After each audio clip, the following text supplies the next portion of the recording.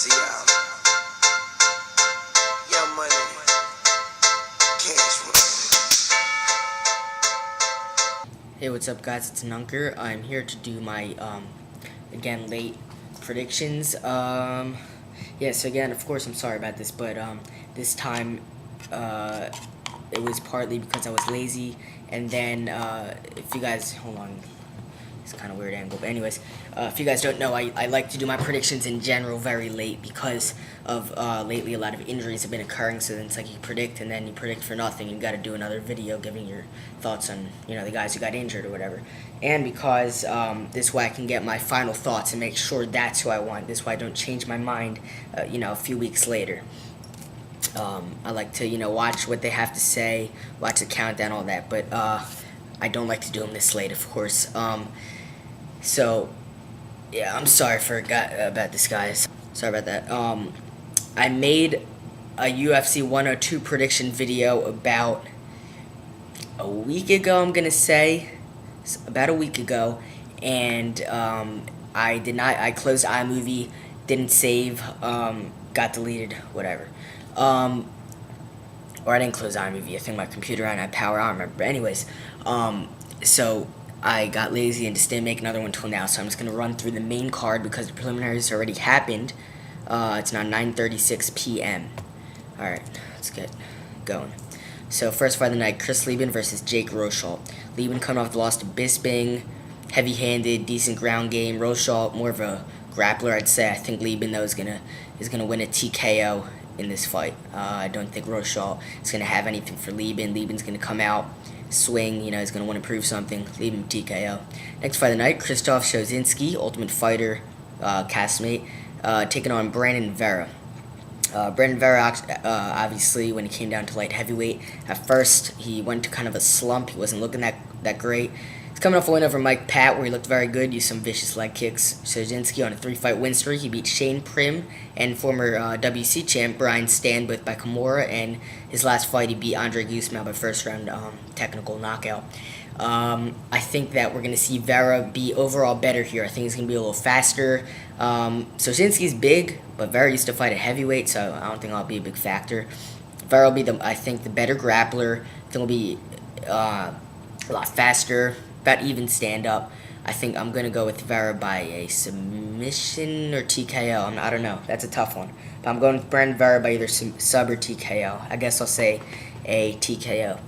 Next fight of the night, Nate Marquardt against Demian Maia. This is the fight I'm looking most forward to in the card. Looking more forward to it than the main event and co-main event. Marquardt, 2-fight win streak. He beat Martin Kampmann and Wilson Gouveia, and he lost that bad decision to Thales. He also beat Jeremy Horn, so he's been looking great since he lost to Anderson. He really wants that rematch.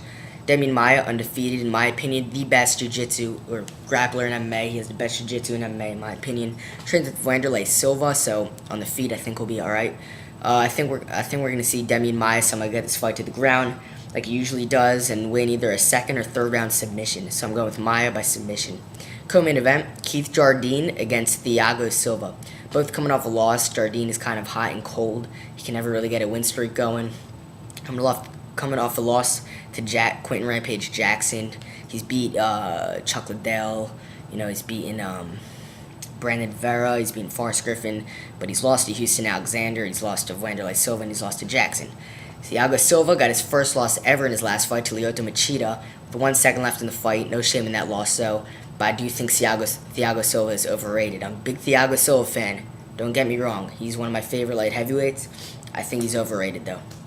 Thiago should try to get this fight to the ground because he's not a striker. He is a grappler. And a lot of people think that he is a striker. He is not. He dislikes to brawl, but he's a grappler.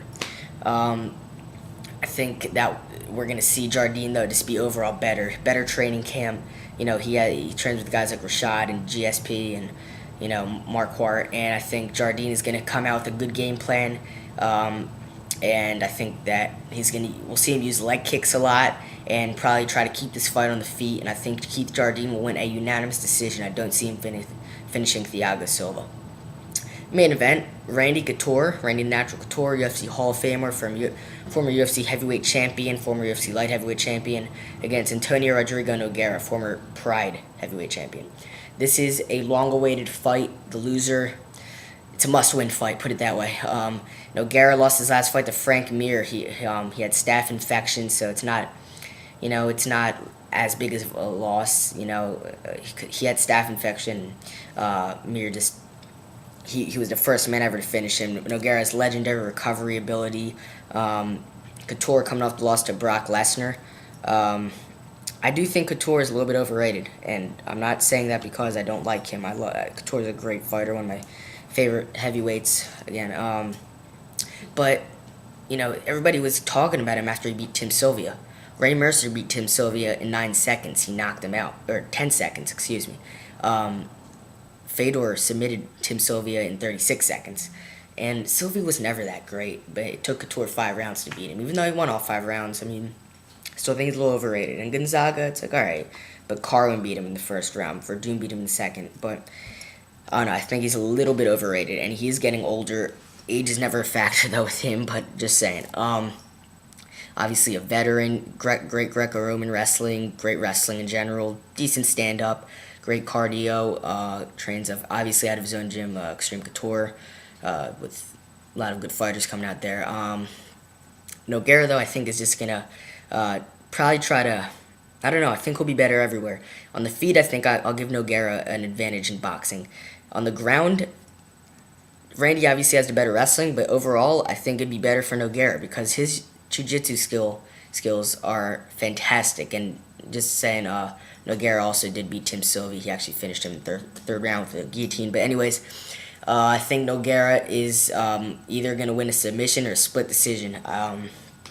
I want Couture to win. If I wasn't predicting, I'd be rooting for Couture. But unfortunately, I'm going to root for Nogueira because I'm predicting him by either a submission or a split decision. I think if he wins a submission, it'll probably be a guillotine when Randy's going for a takedown, or maybe maybe a triangle from the bottom, because I think Nogueira will be on the bottom in this fight, but I think he's going to catch him, Couture, with something, and unfortunately I couldn't see Couture retiring after this, because 2 big losses in a row. If he loses this fight, I really don't know where he goes from here. So anyways, guys, obviously this is first time in Portland, Oregon for the UFC. It's a big card, not the best card. There's some good fights, good fights that'll really place some fighters where they should be as far as title contention goes. But anyways, so those are my predictions. I'm obviously going to be posting a blog for this card, so please check that out. Again, sorry for the late predictions. I'm going to post UFC 103 probably this week. I'm gonna not do this last minute prediction anymore. So I will see you guys next time.